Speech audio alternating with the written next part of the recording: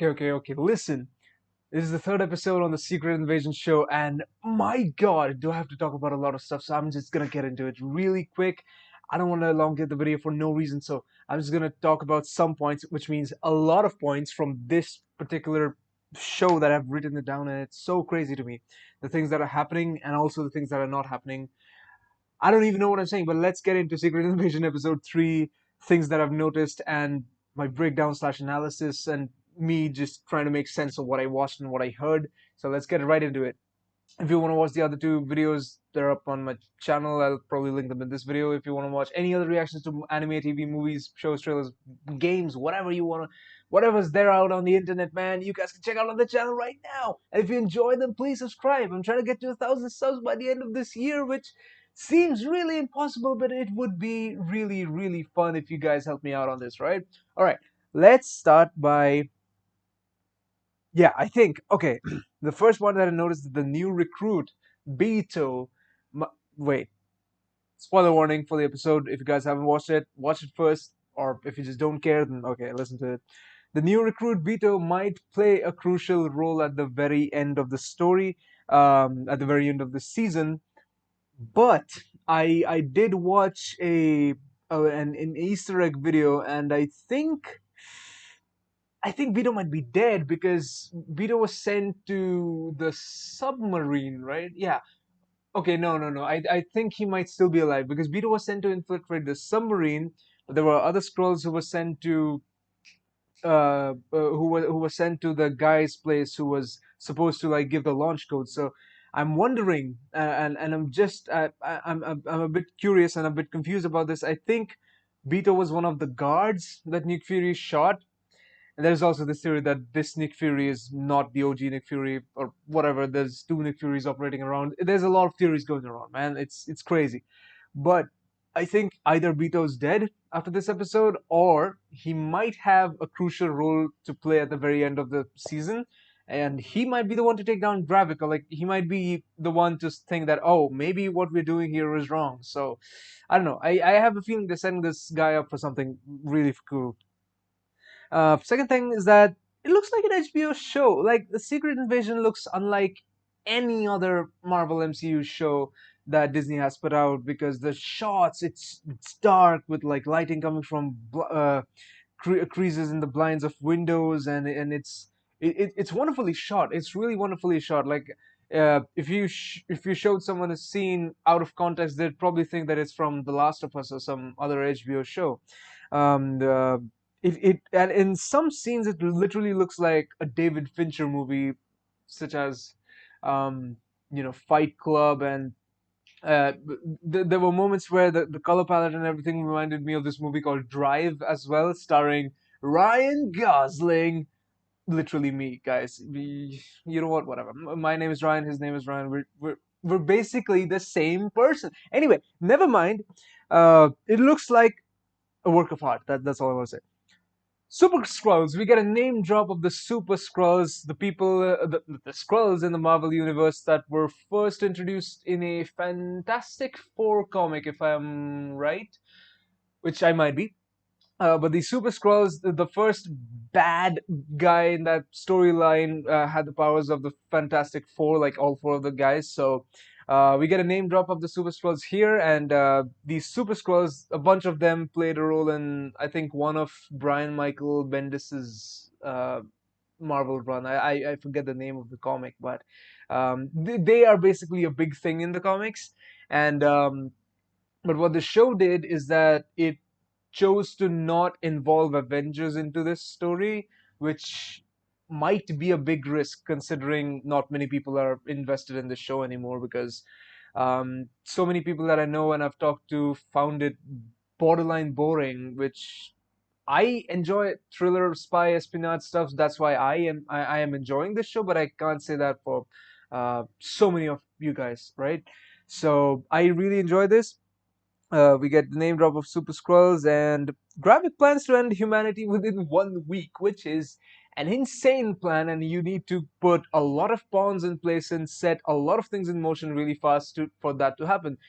But I do think that wasn't his real plan. I think what his plan was is to just rat out Gaia and right, because she's the only one who knew about this plan and what they were going to do. So I think his overarching plan and all that was just crap. He just wanted to like see who the rat was who's been feeding these other guys information, right? Which happened. He found out who it was. Um, then we see a shot from the flashback, which again looks like the movie Drive, and we see some spectacular de-aging, man, like Nick Fury and the Vara's actress. Man, it's so good. It's not even uncanny anymore. It looks legit real. Wow, I cannot believe it, man. It's incredible. It's incredible de-aging. So we see that within the first year after the Skrulls got recruited to Fury's team, they're handling Dracov's thing, and Dracov is the guy from Black Widow, the person who ran the Red Room, and I think Fury and the Skrulls they thwarted one of his plans or something. I don't know, whatever. Um, Fury likes poached eggs. That's one more detail that I really love because I myself love poached eggs very much. That's a little bit of lore about myself.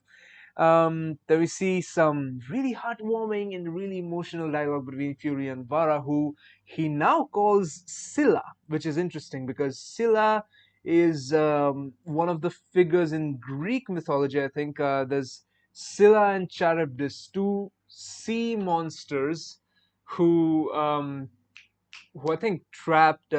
It's like who trapped sailors traveling somewhere. I don't know which tale it was in, but oh my god, I feel so stupid right now. But okay, so Scylla and Charybdis basically symbolized being between a rock and a hard place. Okay, my recording got really messed up. I'm so sorry. I don't know why OBS keeps on crashing, but as I was saying, Scylla and Charybdis basically symbolize being between a rock and a hard place. On one side there's Scylla, and on one side there's Charybdis. So if he, I don't even, I might be reaching a little bit, but if he calls her Scylla, then he might be aware of a Charybdis somewhere that's hidden in plain sight or like working alongside him for some grand plan or something. I don't know. I might be just reaching over here, but yeah, that's something that I came up with. Yeah, like I said, incredibly emotional scene. Gravik obviously found Gaia snitching and he wants to test her, like what's going on. Gaia, if you guys didn't notice, I myself did not notice in the first watch. In episode 2, she was the one who got out of the car, and in the dark alley, she called up I guess the police or something to give out the location of the hideout, the Skrull hideout. So she was the one who did that, and Gravik suspects her or borderline knows that it's definitely her. But then we get some really great facial acting and just normal acting from Emilia Clarke, who, let me just say, she looks so incredible in this episode with the lighting from the window. It's wow, and the way she says that I'm a good liar and all that dialogue is just wow. It mesmerized me, man. Um, Emilia stuns and lying. I've written it down. Um, then we get this painting scene with Gravik and Talos, and they're talking about this painting of the war statesman, whatever, and we get some incredible dialogue, which I don't want to say it right now. If you watch the show, you know what I'm talking about. It's really amazing. It's really great dialogue.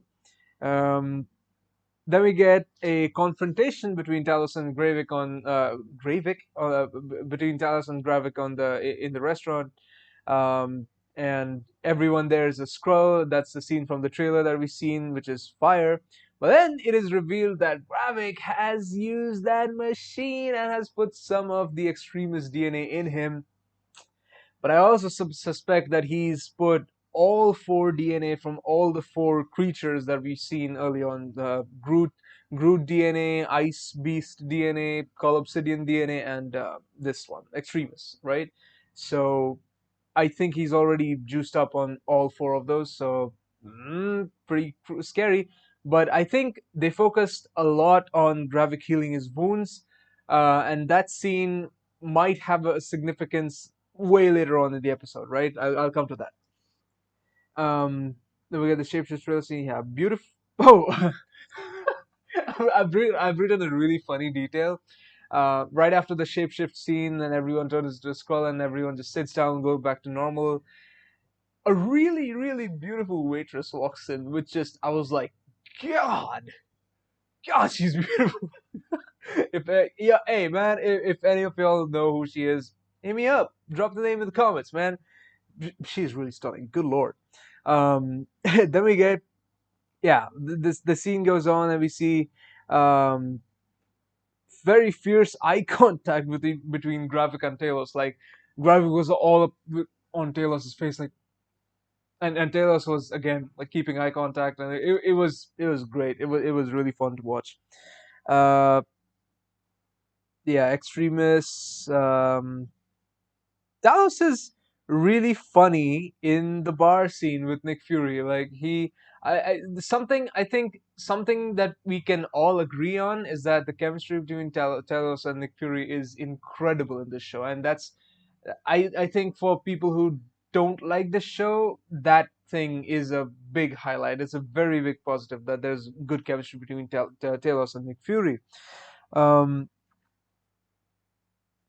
but in the episode, I like throughout the episode, I've noticed this one thing that there's very obvious ADR, which is I think audio dialogue replacement or something. Basically, like um, you write down a piece of the actors shoot the scenes, they say their dialogues, and they go home. And then afterwards, when you're editing it, you think that saying some other lines would have been crucial to that scene. And so what you do is you call the actors to give their voice, but then you show a different scene where the actor's face is not visible, and then the dialogue plays over the scene so that it looks like the person is saying it, but obviously you don't see them speaking it because they did not record that live. Um, that's that's ADR, and it's very obvious in some scenes throughout the episode, and there's really choppy editing going on around the times of the ADR stuff, which is pretty unfortunate. I think it's pretty noticeable, and it's pretty unfortunate, especially during the when Scylla and Nick Fury were talking. There's obvious ADR, and there's like quick cuts between Fury and Scylla, and it's just it's jarring. It's a little bit jarring. Um, Again, lovely interactions between Fury and Talos in the car about the dog and humans and stuff like that. Really, really fun dialogue between those two guys. I really love it. Then we come to know that Fury's Skrulls were the OG Avengers spies, which is crazy news because in the last episode we had this crazy dialogue where Nick Fury was talking to Rose, and he was like, "Men who look like us don't need to work hard for ourselves to like come this to rise above the ranks, and it's we don't take these favors from mediocre white men." But Talos, who changed his appearance to a white man, is the one. He and a bunch of other Skrulls have helped Fury rise the ranks by working for him, which is insane. Which basically undermines most of what Fury did. Right? Like we've held Nick Fury as some amazing leader figure who's risen the ranks and everything, but it was all the Skrulls. Maybe I don't know, like in Winter Soldier, the Alexander Pierce guy, his daughter was saved by Nick Fury. I don't know, maybe some Skrull fed him this information that his daughter was in danger. Uh, Maybe Natasha Romanoff, blew up Dreykov's daughter because the Skrulls gave her information. I don't know. I don't know, man. But it just heavily undermines Fury's achievements, I'd say. Um, Again, wholesome humor, like feels very personal. It's like it almost feels like you're there with them in the moment. So I really like that.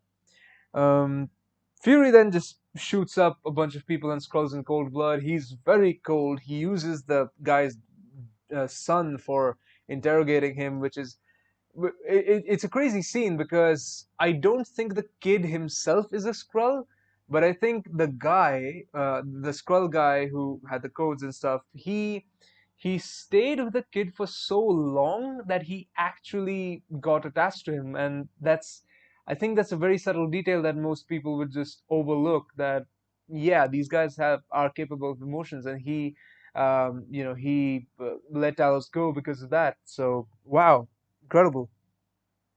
And then we hear a dialogue that Fury says that nobody calls me Nick, which might be a connection to Rhodey calling him Nick in the previous episode, which would imply that Rhodey is a Skull, obviously. Skull? No, Skrull. I'll come to that once again. But hey, then he Talos obviously loses patience, kills him, and then it's a very tense situation. Oh, the time is ticking, like tick tock, tick tock, tick tock, and we got to do something to like prevent this from happening. And then Talos calls Gaia, and Gaia, while looking through the memories, is caught by someone which who I think is Pagon, because Pagon we've seen is not exactly on like on full 100% on terms with what Gravik is doing, right? He said to the researchers that maybe Gravik can be wrong, your ruler can be wrong sometimes and stuff. So I think he was the one who met with Amelia and let her go, which wasn't shown, but I think it is going to be shown in some later episode, because I don't think Gaia is dead. There's a bunch of scenes in the trailer that we saw that that are still yet to happen, and I don't think that those are just fake shots for the trailers. Which Marvel, I don't think Marvel will do that. I think Pagon took Gaia right then and there, or maybe Gaia even went there earlier to get juiced up on the Super Skrull serum herself, and which is why I think the scene of Gravik healing using the extremist power is crucial, because we might see Gaia heal the same way in the later episodes. So keep that in mind, right? Um, Gaia escapes. No, she's there. What the hell? Uh, I just talked about that, so I'm not going there again. Then at the end, we see Nicholas Fury talking with not Nicholas Fury, Fury's wife talking with, asking for Gravik, but we hear Rhodey's voice over the phone, which once again I missed it while watching it, but then I watched an Easter egg video and the guys there mentioned it, which I was like, God damn, I missed that. So that is confirmed that Rhodey is a Skrull. Now I don't know when he became a Skrull, when he rose to the ranks. There is a dark theory going on that he actually died during Civil War and was replaced with a Skrull. But I don't think that's true. That would undermine a lot of emotion during Endgame and Infinity War. It would just ignore all of that and it would just disrespect all of that. So I don't think I think he was still the human Rhodey in the Endgame and stuff, but somewhere down the line, maybe he was replaced by a Skrull. Maybe when he got up to a position of power, he was like, yeah, I think maybe you should replace him. I'm still not sure. I'm still not sure because yeah, Rhodey has actually been acting a bit weird. Like he's no longer calm and collected. Uh, like he wants to carpet bomb Slovakia, which is crazy, right? So that's not your traditional James Rhodes. We've seen how calm and collected he can be in the Iron Man 2 courtroom scene, right? He's extremely calm. Um, so definitely Rhodey 100% is a Skrull right now. So we're gonna see where this goes now. So thank you so much for watching. I hope my recording does not crash. Let me know if I missed any crucial detail, Easter egg, or whatever. Let me know your favorite moments if you have any. If you got, and let me know if you guys are enjoying this show. As always, I will see you guys in the next video. My schedule for the next few months is extremely packed because a lot of stuff seems to be dropping in the month of July. This Secret Invasion, which is gonna end after like 3 weeks, but Jujutsu Kaisen came out today. I still haven't watched the episode. Jujutsu Kaisen came out. I have to react to that. A bunch of other stuff is coming out. My Adventures with Superman is coming out at the same time, which I also want to watch watch that show. There's obviously Chainsaw Man and Jujutsu Kaisen mangas going on. I will react to those as well. So keep a lookout. The channel's gonna be packed this whole month. Um, and yeah, if like I said again, if you guys enjoy these videos, please let me know. Hit the like button and subscribe to the channel, please. It helps me out a lot. It really does. And that being said, drink loads of water. The summer is extremely hot. Like yesterday was the hottest day ever recorded in history, man. So it's kind of scary. It is really scary. So drink loads of water, be kind to others and to yourself, and I will see you guys in the next video. Bye bye.